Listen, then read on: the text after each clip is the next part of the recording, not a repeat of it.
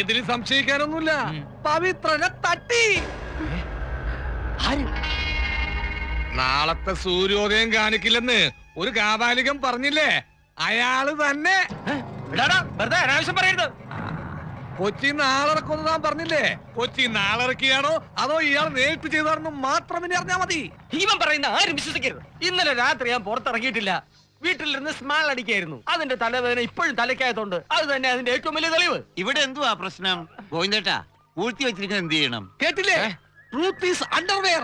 സത്യത്തെ ഒരിക്കലും മറച്ചു വെക്കാൻ പറ്റില്ല. സംഭവം നടത്തിയിട്ട് വക്കച്ചന്റെ വീട്ടിലാണ് ആയുധങ്ങൾ പൂഴ്ത്തി വെച്ചത്. അത് കൊലയുടെ കാര്യം പറഞ്ഞ കൊലയുടെ കാര്യം തന്നെ ഞാനും പറഞ്ഞത്. അബദ്ധത്തിലാണെങ്കിലും പ്രതി കുറ്റം സമ്മതിച്ചു കഴിഞ്ഞു. കൊലയുടെ കാര്യം ഇവരെങ്ങനെ അറിഞ്ഞത്? എന്താ SI കരിക്കൻ ജോർജ് സ്റ്റേഷനിൽ കൊണ്ടുപോയി തോർത്തിൽ കരിക്ക് പൊതിഞ്ഞ് നിങ്ങളുടെ മർമ്മസ്ഥാനങ്ങൾ ഓരോന്നോരോന്നായി ഇടിച്ച് തകർക്കും.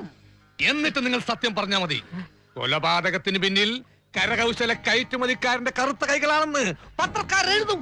ആളുകൾ നിങ്ങളെ പുച്ഛിക്കും. താൻ ആജീവനാന്ത വഴി എണ്ണും. 1 2 3 4. അമ്മ വിഷമിക്കാതെ, എന്റെ അച്ഛനല്ലേ കൂടെ. അച്ഛൻ വേണ്ടത് ചെയ്തോളൂ. തനിക്കറിയാവോ, അവനെന്റെ മോളെ കെട്ടാത്തതിന്റെ നാണക്കേട് കാരണമാണ് സർവീസ് ചെയ്ത് ലോങ് ലീവ് എടുത്ത് ഞാൻ ഈ ഓണം കയറാമൂലെ വന്ന് ഒളിച്ച് താമസിക്കേണ്ടി വന്നത്. എന്റെ മോള് കല്യാണമേ വേണ്ട എന്ന് പറഞ്ഞ് പിടിവാശിയിൽ നിൽക്കുന്നത്. മകള് കെട്ടിയില്ലെങ്കിലും മകളുടെ മക്കളെ കെട്ടിച്ചെങ്കിലും സാറിന് ആശ നിറവേറ്റാവല്ലോ. അല്ല, ഞാൻ ഉദ്ദേശിച്ച അതല്ലല്ലോ ഇപ്പോഴത്തെ പ്രശ്നം. എന്റെ ദൈവമേ.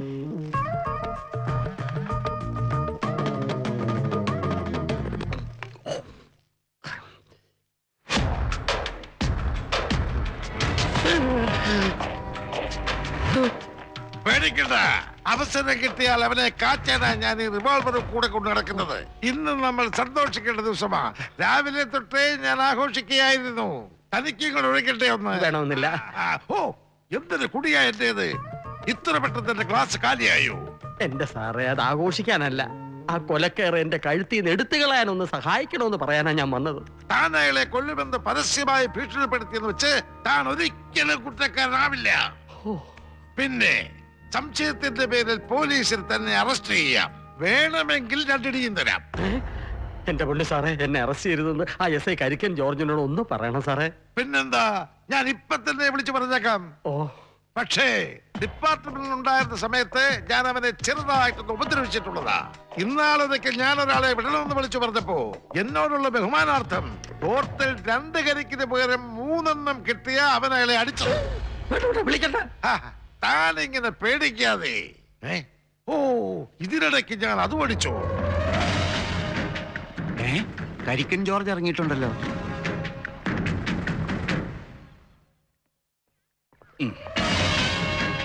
അച്ഛൻ മുങ്ങിയാലോ? അച്ഛൻ തെറ്റൊന്നും ചെയ്തിട്ടില്ലല്ലോ. അച്ഛനോട് നിൽക്കും. മാതൃഭൂമിന്ന് പവിത്രൻ എന്നൊരാളെ ദുരൂഹ സാഹചര്യത്തിൽ കാണാനില്ലെന്ന് പത്രാഫീസിൽ ഫോൺ വന്നിരുന്നു. ഫോൺ സ്റ്റേഷനിലേക്കും വന്നിരുന്നു. പക്ഷെ ആരെങ്കിലും രേഖാമൂലം പരാതിപ്പെടാതെ അന്വേഷിക്കുന്നത് എങ്ങനെ? പരാതി ഞാൻ തരാം സാറേ. താനാണോ സ്റ്റേഷനിലേക്ക് ഫോൺ ചെയ്തത്? Yes, I am the manager of the Chungathara guest house. ഈ ക്ലോസ് ആയ പവിത്രൻ മൈ ക്ലോസ് ഫ്രണ്ട് ആണ്. That is the duty by stop of meet you phoning you. നിർത്തടാ നിന്റെ പൊട്ട ഇംഗ്ലീഷ്. പവിത്രൻ മരിച്ചു എന്ന് നിന്നോടാരാ പറഞ്ഞത്? അയാളെ കണ്ടോ? എന്നെ തന്നെ. ആ നിൽക്കുന്ന ആൾ പവിത്രനെ കൊല്ലുമെന്നും ശവം പോലും പുറത്ത് കാണിക്കില്ലെന്ന് പറഞ്ഞു സാർ.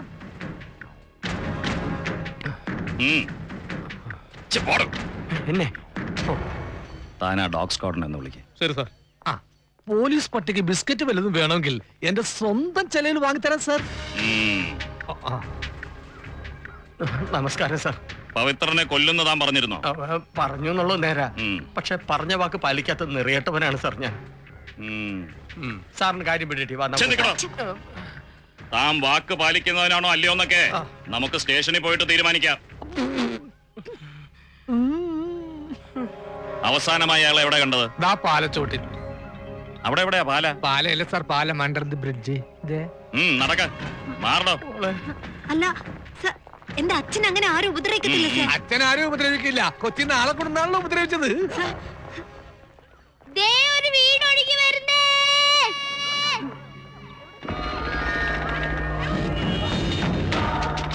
സാർ ഇനി ആരെങ്കിലും രഹസ്യമായിട്ട് ഏതെങ്കിലും വീട് മോട്ടിട്ടുണ്ട് വരെയായിരിക്കോ? ആ അത് ഇയാളുടെ പണിയായിരിക്കുള്ളൂ.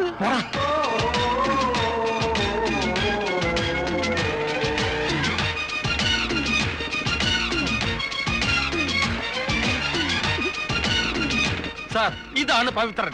ഇവൻ കൊല്ലപ്പെട്ടെന്ന് പറഞ്ഞയാൾ. നീ എന്നെ കള്ളക്കേസ് കൊണ്ട് കൊല്ലടാ. ആശ്വസിക്കാൻ വരട്ടെ.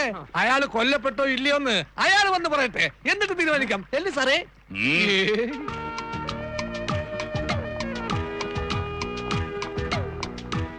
ഇതെന്താ ഇവിടെ പോലീസും വേണമൊക്കെ? നിന്നെ കാണാതായ വിവരം അറിഞ്ഞിറങ്ങിയതാ. എന്താ ഇതൊക്കെ? ഇത് ബോട്ടിലൊരു ഹൗസ് ബോട്ട്. എനിക്ക് ആകെ ഉണ്ടായിരുന്ന ഓട്ടവെള്ളത്തിൽ ടൂറിസ്റ്റുകൾക്ക് താമസിക്കാൻ ഈ ഹൗസ് ബോട്ട് പണിക്കാൻ കരുനാഗപ്പള്ളിക്ക് പോയിരിക്കായിരുന്നു. ടൂറിസ്റ്റുകൾക്ക് താമസിക്കാനോ? അതെ, ഞാൻ പണ്ട് വള്ളത്തേലും വള്ളപ്പേരയിലും ഒക്കെ ആയിരുന്നു കിടന്നുറങ്ങിയിരുന്നത്. അതിന്റെ സുഖമൊന്നും വേറെയാ. ഈ സായിപ്പ് മദാമയൊക്കെ ഇവിടെ വരുന്നത് എന്തെങ്കിലും പുതിയ അനുഭവങ്ങൾ അന്വേഷിച്ചിട്ടാ. അപ്പൊ അവരെ ആകർഷിക്കാൻ വേണ്ടി ഇങ്ങനെ എന്തെങ്കിലുമൊക്കെ ട്രിക്ക് ചെയ്തേ പറ്റത്തുള്ളൂ. വള്ളത്തിൽ കുടില് കെട്ടാൻ ടൂറിസം എന്താ കുടില് വ്യവസായോ? ഞങ്ങളുടെ ചുങ്കത്തറ ഗസ്റ്റ് ഹൗസിൽ തന്നെ താമസിക്കാൻ ഗസ്റ്റുകളെ കിട്ടുന്നില്ല. അപ്പോഴാണ് അവന്റെ ഒരു വള്ളിക്കുടിലി. അങ്ങ് വെനീസിലൊക്കെ ഇതുപോലെയുള്ള ഹൗസ് ബോട്ടുകൾ ഇഷ്ടം മാതിരിയാ.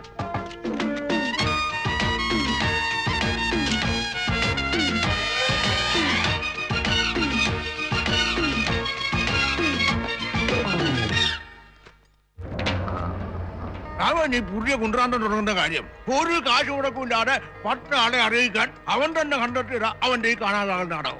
അത് പത്രത്തിൽ വാർത്തയാറ് നീ ഒറ്റ കാരണം. Actually and purely but consequently പോടാ. അച്ഛനെ പോടാ. ആ പോടയല്ല, പല്ല് മുഴുവൻ പോടാ. ഇനി അടിച്ച പല്ലളകും. പോടാ പോടാ.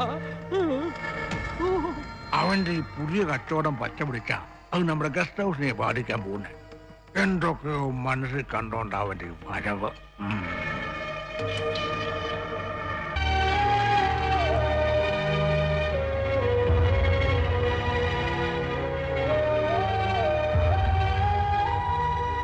ഞാൻ അമ്മുനകത്ത് നിൽക്കായിരുന്നു. എന്തിന്? അമ്മുവിന്റെ കാശ് മുഹിച്ച ഞാൻ അമ്മുനത്തിലേക്ക് വന്നതെന്ന് പഴിമാറ്റാൻ വേണ്ടിയാ ഞാൻ ഹൗസ് ബോട്ട് ഇറക്കിയത്. അമ്മുവിന് വേണ്ടിയാ ഞാൻ ഈ കരയിൽ നിൽക്കുന്നത് തന്നെ. എനിക്ക് വേണ്ടി വെറുതെ നിങ്ങൾ വെയിൽ കൊള്ളണ്ട. അമ്മ വന്ന് ഇറങ്ങിപ്പോയപ്പോഴും എനിക്ക് എന്റെ തെറ്റ് മനസ്സിലായത്. നിന്നെ തിരിച്ചു വിളിക്കാൻ വന്നപ്പോഴാ ബാങ്കിന് തീ വെച്ചത്. എല്ലാം ചന്ദ്രമുള്ളക്ക് അറിയാം. കരക്കാരെ മുഴുവൻ പറ്റിച്ച കാട്ടുകള്ളം പറഞ്ഞിട്ട് വേണം ഞാൻ വിശ്വസിക്കാൻ. ഞാൻ നിങ്ങളോട് ഒരുപാട് നെറുകേട് കാണിച്ചിട്ടുണ്ട്. പക്ഷേ എന്നോട് മാത്രമാണോ നിങ്ങൾ നെറുകേട് കാട്ടിയത്? മരിച്ചുപോയ എന്റെ ചേട്ടനെ പോലും വെറുതെ വിട്ടോ നിങ്ങള്? തൊഴിലാളികളെ പറ്റിക്കാൻ പോലും അവരെ ജീവനുകൊല്ല സ്നേഹിച്ച പാവത്തിന്റെ പേര് നിങ്ങൾ ഉപയോഗിച്ചില്ലേ? ആരൊക്കെ നിങ്ങൾക്ക് മാപ്പ് തന്നാലും എന്റെ ചേട്ടന്റെ ആത്മാവ് ഒരിക്കലും നിങ്ങൾക്ക് മാപ്പ് തരില്ല.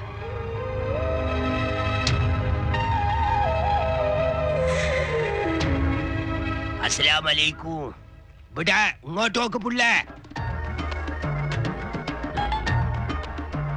അല്ല, ഇത് ഞമ്മള് തന്നെയല്ലേ? വലൈക്കും അസ്സലാം.